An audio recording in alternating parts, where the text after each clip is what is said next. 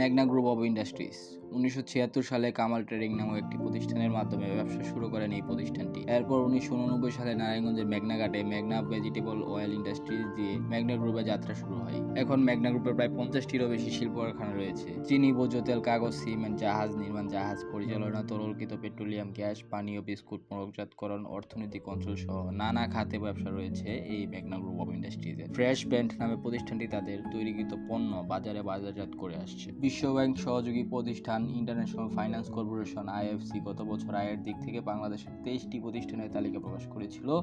এর মধ্যে শীর্ষ 3 প্রতিষ্ঠানের একটি হলো মেঘনা গ্রুপ, যাদের বাৎসরিক আয় $1.5 বিলিয়ন বেশি। বাংলাদেশে বিদেশ থেকে সবচেয়ে বেশি কাঁচামাল ও পণ্য আমদানি করে থাকে মেঘনা গ্রুপ। গত এক বছরে মেঘনা গ্রুপ 74 লক্ষ টনেরও বেশি পণ্য ও বিভিন্ন ধরনের কাঁচামাল বিদেশ থেকে আমদানি করেছিল। সব মিলিয়ে গত বছর গ্রুপটির মোট আমদানিকৃত পণ্যের মূল্য ছিল 14,000 কোটি টাকা। করোনার প্রভাব শুরুর আগে নারায়ণগঞ্জের সোনারগাঁও অঞ্চলে একসাথে 9টি কারখানা চালু করে মেঘনা গ্রুপ অব ইন্ডাস্ট্রিজ। আগামী বছর আর 5টি কারখানা তৈরি করবেন। শিল্প কারখানায় পণ্য উৎপাদন ও প্রক্রিয়াজাতকরণের জন্যই মূলত কাঁচামাল আমদানি করে থাকে মেঘনা গ্রুপ অব ইন্ডাস্ট্রিজ। 3 বছর আগেই মেঘনা গ্রুপের কাঁচামাল ও পণ্যের আমদানি $1 বিলিয়ন উন্নীত হয়েছিল। মেঘনা গ্রুপ অব ইন্ডাস্ট্রিজের মোট কারখানার সংখ্যা প্রায় 50টিরও বেশি। এসব কারখানায় সরাসরি কর্মসংস্থান হয়েছে প্রায় 35,000। এছাড়া পরোক্ষভাবে কর্মসংস্থানের হিসাব করা হলে তা প্রায় লক্ষাধিক হবে। শুধুমাত্র বন্দর থেকে আমদানি করা পণ্য খালাস ও বাজারজাতকরণে প্রতি বছর মেঘনা গ্রুপ সরকারকে প্রায় 3,000 কোটি টাকা রাজস্ব পরিশোধ করে থাকে। মেঘনা গ্রুপ প্রতিনিয়ত শিল্প কারখানায় তাদের বিনিয়োগ বাড়িয়ে চলেছে। মেঘনা গ্রুপের কর্ণধার মোহাম্মদ মোস্তফা কামাল বলেন, আমরা বিনিয়োগ বাড়াতে সরকারের কাছ থেকে শুধু সহায়তা চাই, বাকিটুকু আমরাই করব।